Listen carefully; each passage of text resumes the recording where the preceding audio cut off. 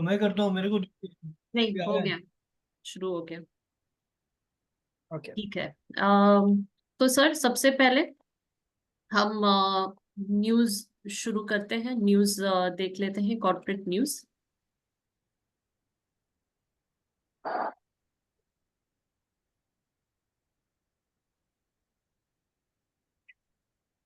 सरकार ने घरेलू कीमतों को स्थिर रखने और जमाखोरी पर लगाम लगाने के लिए गेहूं पर स्टॉक सीमा लागू की तथा गेहूं, चावल और चीनी के निर्यात पर प्रतिबंध हटाने से इनकार किया।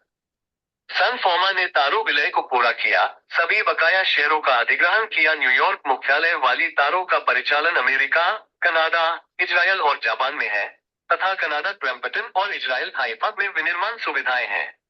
मेरिको ने फ्लेवर पॉप्स के साथ सफोला म्यूस्ली के लॉन्च की घोषणा की है, जिसका उद्देश्य वयस्क नाश्ते के क्षेत्र में ब्रांड की इक्विटी का लाभ उठाना है। लार्सन एंड टुब्रो एल&टी के पावर ट्रांसमिशन एंड डिस्ट्रीब्यूशन पीटेंडरी वर्टिकल को ग्रिड से जुड़े 185 मेगावाट के सोलर पीवी प्लांट के साथ साथ कई मेगावाट क्षमता वाले battery energy storage system BESS के निर्माण का घरेलू ऑर्डर मिला है। सिटी गैस डिस्ट्रीब्यूशन CGDS ने सीएनजी की कीमतों में 1-1.50 रुपए की बढ़ोतरी की है। ये बढ़ोतरी आज से पूरे भारत में लागू हो गई है। IGL ने सीएनजी की कीमत में 1 रुपए की बढ़ोतरी की है। भारतीय रिजर्व बैंक के अनुसार 10 तिमाहियों के बाद चौथी तिमाही में चालू खाता शेष सरप्लस में बदल गया। जनवरी मार्च 2024 में चालू खाता शेष सकल घरेलू उत्पाद का 0.6% सरप्लस हो गया।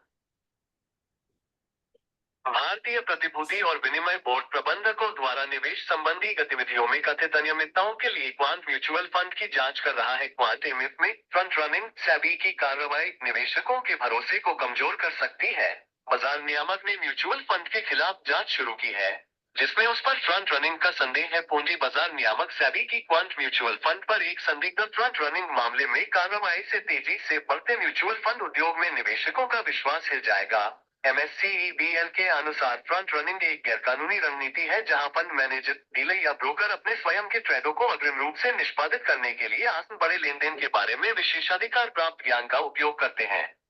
सेबी ने मुंबई में क्वांट एमएफ कार्यालयों और हैदराबाद में संदिग्ध लाभार्थियों के पत्तों पर तलाशी और जब्ती अभियान चलाया था। तो ये थे आज के कॉर्पोरेट न्यूज़।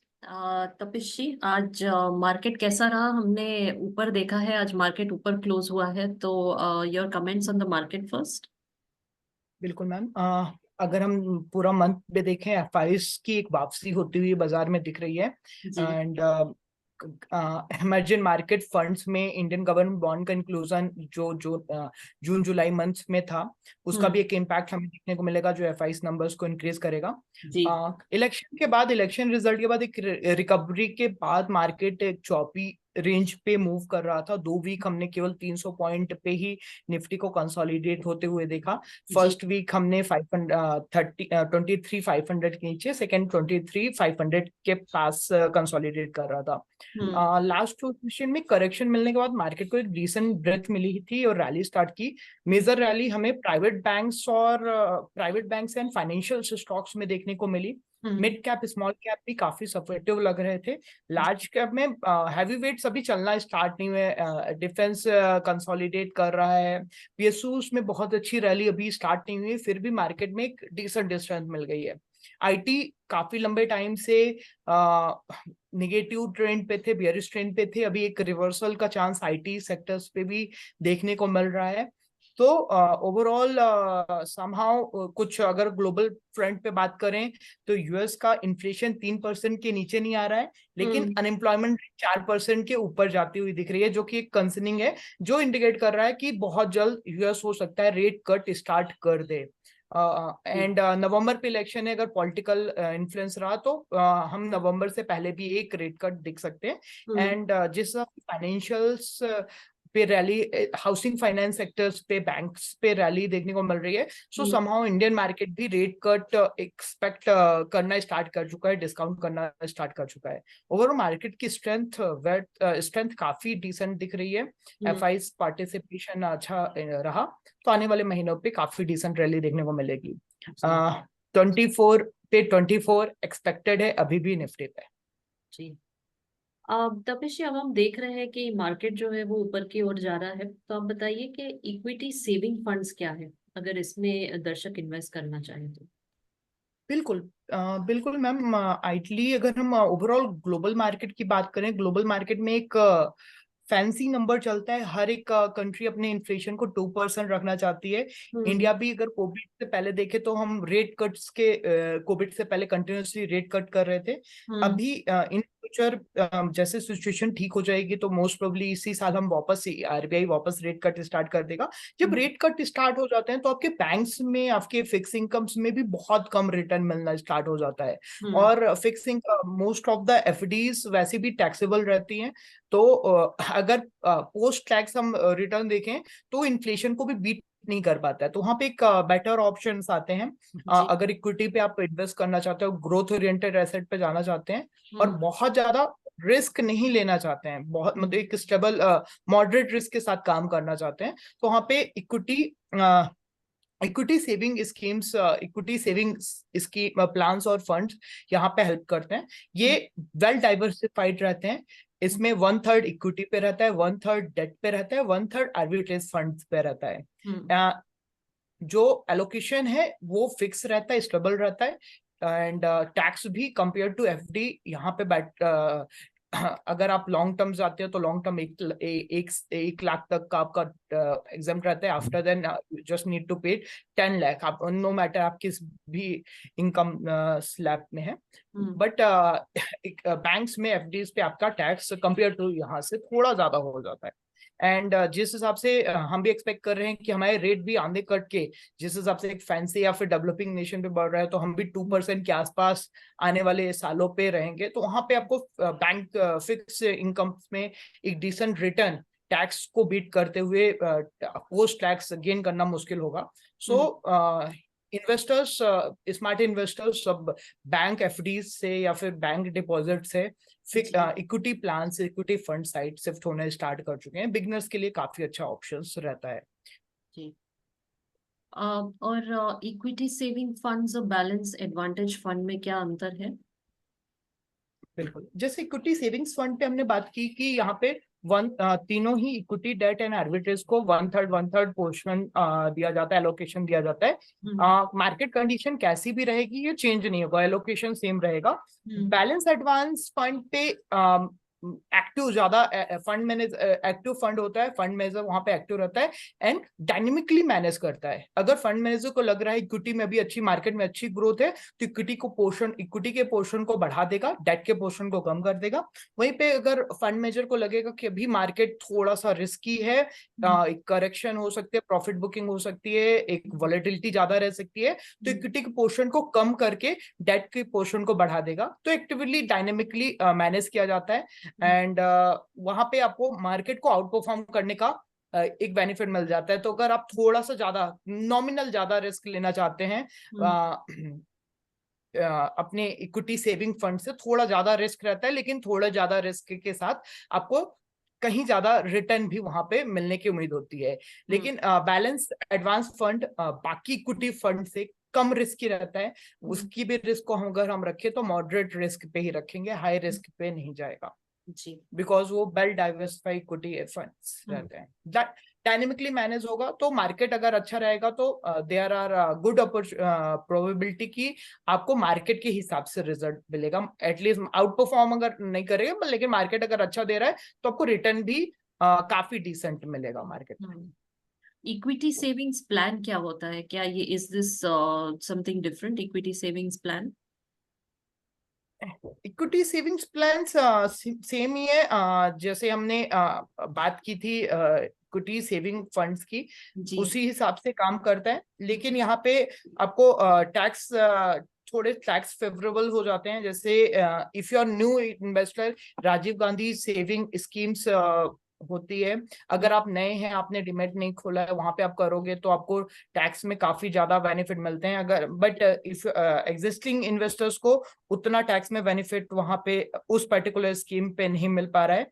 ये भी म्यूचुअल फंड ही है। सिमिलरली इनकम मतलब ग्रोथ और अगर आप रेगुलर इनकम चाहते हैं या फिर ग्रोथ ओरिएंटेड फंड पे पार्टिसिपेट कर सकते हैं तो यहाँ पे भी कर सकते हैं। एलोकेशन सिमिलर ही होते हैं, 30-30 मतलब 1/3 1/3 1/3, सेम जैसे हमने इक्विटी फंड्स पे बात की थी, सेविंग्स फंड पे बात की थी। जी बिल्कुल।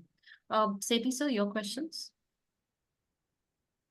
हाँ तभी जी, मेरा ये जानना है आपसे कि इक्विटी रिस्क की चीज़ है और फिक्स जी। डिपॉजिट सेफ्टी की चीज़ है, तो इन दोनों का कंपैरिजन कैसे हो सकता है भला?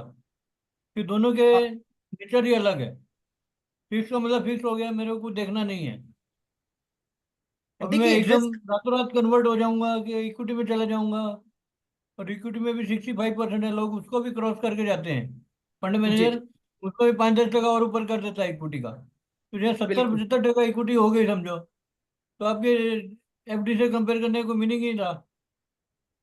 देखिए अगर हम रिस्क की बात करें तो रिस्क समहाउ हमारा एफडी में भी है, डिफॉल्ट रिस्क नहीं है, लेकिन हम जो हमारा इन्फ्लेशन रिस्क है, आफ्टर टैक्स हम इन्फ्लेशन बीट नहीं कर पा रहे हैं, तो वहां पे कोई भी अगर आप अपना फाइनेंशियल गोल्स कर रहे हैं, अगर आप सेविंग कर रहे हैं, मतलब एक सिंपल सा है कि सेविंग को इन्वेस्टमेंट में अगर कन्वर्ट किया है तो आपका मनी टू मनी वर्क करेगा। अगर आप मतलब एक जैसे हम लोग नॉर्मल इनिशियल भी बात करते, अगर मैं सर्टेन अमाउंट अपने पास रखूं, 5-6 साल बाद अपने बच्चों को दूं, 10 साल बाद बच्चों को दूं, तो वो किसी काम का नहीं होगा।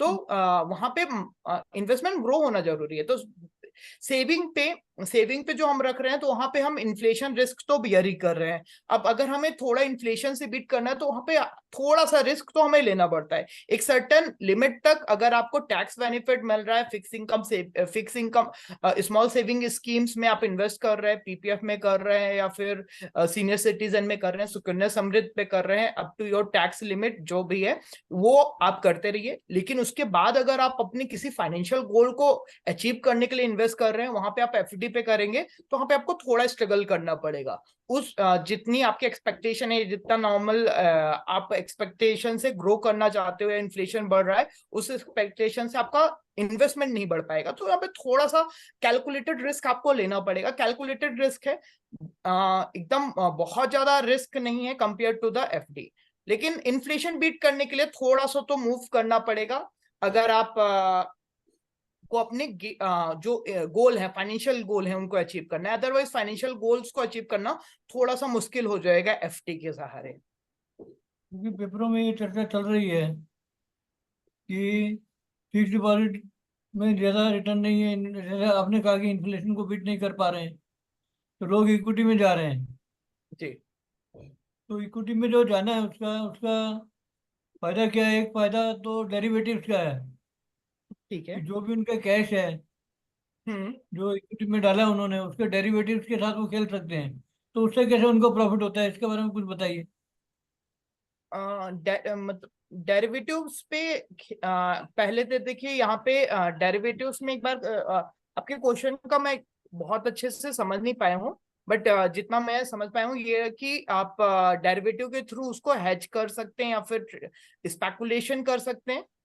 क्योंकि आर्बिट्रेज में आप बिजनेस करते हैं, राइट। आर्बिट्रेज में। हाँ, आर्बिट्रेज आर्बिट्रेज मतलब एक मतलब रिटेल, यहाँ पे आर्बिट्रेज पे डेरिवेटिव पे जो फंड मैनेजर है वो काफी अच्छे से मतलब एक मॉडरेट नॉर्मल रिस्क के साथ काम करता है, बहुत ही नॉमिनल रिस्क के साथ फंड यूज करके नॉमिनल गेन अर्न करने की कोशिश करता है, एक नॉमिनल यील्ड गेन करने की कोशिश करता है। बट यहाँ पे अगर वही चीज अगर हम रिटेल को दे दें तो रिटेल का वहां पे बहुत ज्यादा रिस्क हो जाएगा, रिटेल मैनेज नहीं कर पाएगा।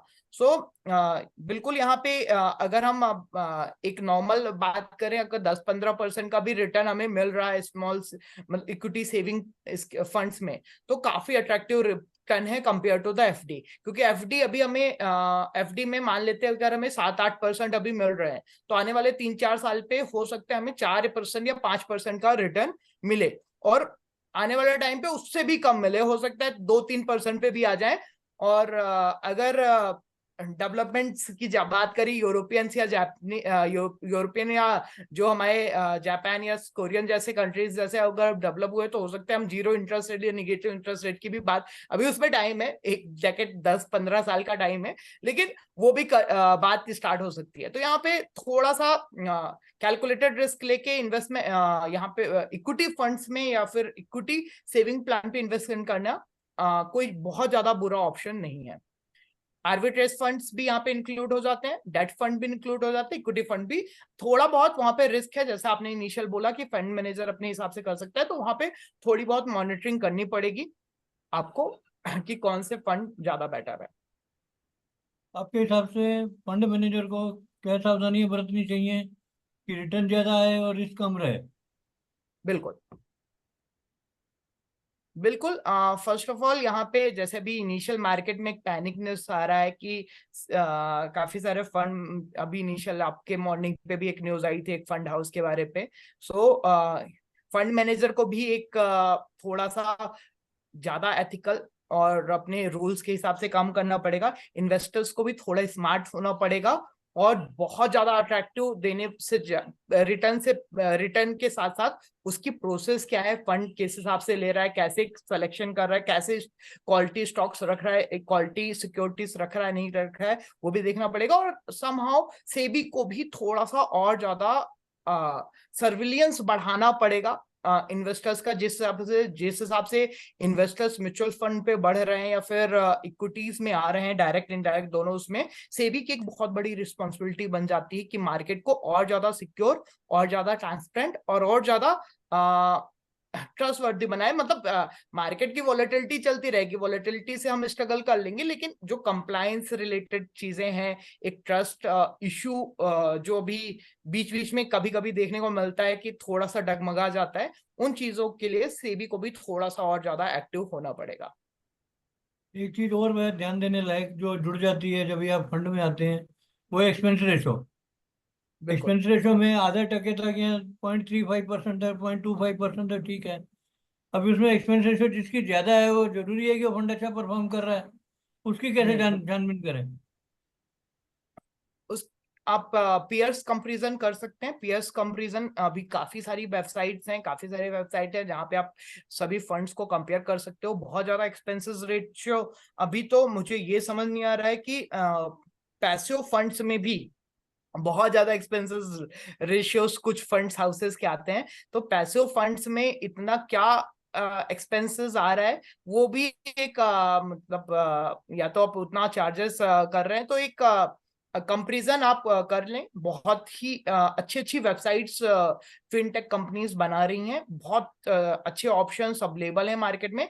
तो आप जाके एक बार कंपेयर कर लें कि पियर्स फंड्स कितने एक्सपेंसेस रेशियो दे रहे हैं, और उनसे आप बच सकते हैं। क्योंकि अगर हम रिटेल की बात करें, रिटेल बहुत ज्यादा डिटेल में जाके रिसर्च करने की हम एक्सपेक्ट करें कि वो कर पाएगा, तो वहां पे हमारी एक्सपेक्टेशन थोड़ी गलत हो जाएगी, क्योंकि रिटेल उतना ज्यादा डिटेल में जाके इंटरनल चीजों को ऑब्जर्व करेगा, वो उसकी उम्मीद थोड़ी सी कम ही रहती है। तो सबसे बेस्ट ऑप्शन है आप पियर्स कंपैरिजन कर ले कि उस पर्टिकुलर सेगमेंट के फंड्स में कितना एग्जिट लग रहा है, एवरेज लग रहा है। अगर आपका एवरेज या एवरेज से बिलो है इन पियर्स ग्रुप का, तो आप उस फंड को चूज कीजिए, अदरवाइज वहां पे थोड़ा सा कॉशियस रहिए। तो पीछे भी आपने स्टडी किया होगा, आपके हिसाब से क्या रेट ऑफ इंटरेस्ट आ रहा है सेविंग बैंक में, सेविंग स्कीम में, इक्विटी सेविंग स्कीम में, और क्या प्रोपोर्शन है एफडी की? दोनों का आमने एफडी, सामने रखें तो क्या है? बिल्कुल।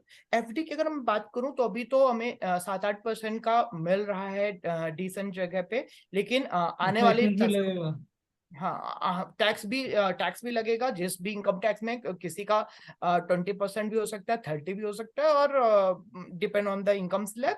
और वहां पे आने वाले टाइम पे जैसे हम बात करें कि रेट कट स्टार्ट होगा तो ये रेट्स भी कम होंगे, तो आने वाले टाइम पे आपको और बहुत कम मिलना है, 4-5% का कुछ सालों पे आपको यहाँ पे मिलेगा।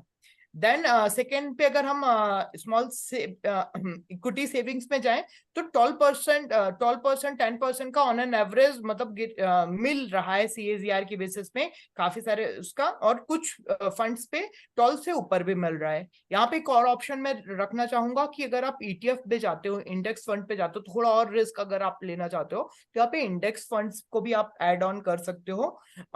14 to 16% का इंडेक्स फंड में भी एक रिटर्न देखने को मिल रहा है।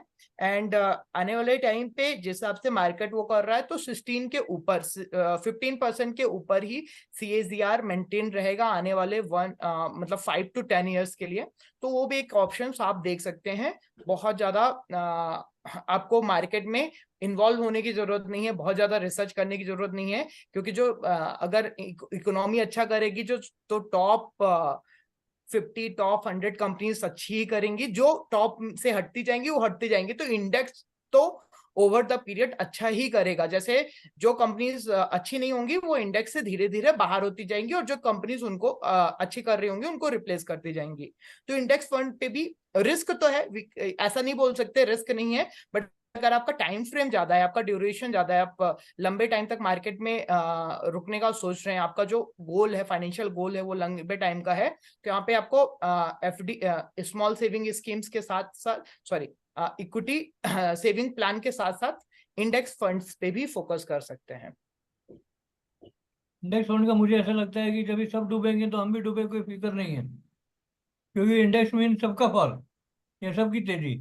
जी, इसीलिए इसीलिए मैंने बोला कि अगर आपका टाइम फ्रेम थोड़ा बड़ा है तो इंडेक्स फंड आपके लिए बेटर है। अगर आपका 6 महीने मतलब 2-3 साल के लिए ही देख रहे हैं तो फिर रिस्की हो जाता है, लेकिन आप 5 साल 10 साल के लिए अगर आप लेके चल रहे हो इन्वेस्टमेंट, तो इंडेक्स फंड आपको काफी डिसेंट रिटर्न देगा। वहां पे आपका CAGR काफी बढ़ जाएगा, आपका रिस्क कंपेयर टू थोड़ा सा कम हो जाएगा। तो छोटे टाइम फ्रेम पे आप बेटर टू सेविंग स्कीम्स को देखिए, इक्विटी सेविंग्स फंड्स को देखिए। टाइम फ्रेम बड़ा है तो इंडेक्स फंड को भी देख लीजिए, क्योंकि इकोनॉमी अगर अच्छा करेगी, अगर दुनिया में कुछ वर्ल्ड वॉर नहीं हो गया, कोविड जैसे सिचुएशन नहीं हो गई, तो टेम्परेरी वॉलेटिलिटी देखने को मिल जा सकती है। कोई अगर बड़ा क्राइसिस भी आया तो एक साल के लिए थोड़ी सी वॉलेटिलिटी देखने को मिलेगी, एक साल के लिए थोड़ा सा दर्द रहेगा, फॉल रहेगा, लेकिन वो काफी अच्छे से काफी टाइमली एक डिसेंट टाइम के साथ, टाइम पास होने के साथ वो रिकवर करके अपना रिटर्न मेंटेन कर लेगा। तो इंडेक्स फंड में तो आपका चार्ज भी नहीं लगेगा, एक्सपेंस रेशियो भी नहीं है। बिल्कुल, एक्सपेंस रेशियोज भी कंपेयर टू काफी रिलैक्स हो जाते हैं। हाँ, टैक्स का भी मतलब अगर आप लिक्विडेट करते हैं तो टैक्स भी ऑलमोस्ट सिमिलर ही हो जाएगा, बहुत ज्यादा फर्क नहीं पड़ेगा। लेकिन हाँ, FD से तो बेटर इंडेक्स फंड रहेंगे अगर टाइम फ्रेम ज्यादा है तो। अगर हम कंपेयर करें इंडेक्स फंड को और सेविंग स्कीम्स को, तो मुझे लगता है इंडेक्स ने बेहतर किया होगा। इंडेक्स ने बेहतर किया है। अगर जहां पे सेविंग स्कीम आपको 12-13% दे रहा है, इंडेक्स आपको वहां पे 15 से 16% का रिटर्न आराम से दे रहा है, और आने वाले टाइम पे भी सेम ही पोर्शन रहेगा। जी जी। जी। तपिश, any concluding remarks for today? बिल्कुल, यहाँ पे कंक्लूजन यही है कि आने वाले टाइम पे अगर आप इंडियन मार्केट में इन्वेस्टमेंट करना चाहते हैं तो आप पहले तो अपना जो प्लान है उसका देखिए, कितने टाइम के ड्यूरेशन के लिए आप मार्केट में पैसे डालना चाहते हो। अगर आपका ड्यूरेशन शॉर्ट टर्म है, 2 साल से कम है, तो आप इक्विटी सेविंग फंड्स में जाइए। लेकिन अगर 2 साल 3 साल 5 साल या 5 साल से ज्यादा का है तो वहाँ पे आप कुछ फंड आप इक्विटी सेविंग फंड्स में भी डाल सकते हैं, लेकिन एक डिसेंट पोर्शन आप इंडेक्स फंड के साइड भी मूव कर सकते हैं। आपको एक मॉडरेट रिस्क के साथ काफी डिसेंट अट्रैक्टिव रिटर्न्स आने वाले टाइम पे मार्केट दे सकता है। जी। तपिश जी, थैंक यू सो मच जुड़ने के लिए और हमारे दर्शकों को इनवाइट करने के लिए। नमस्ते। नमस्कार।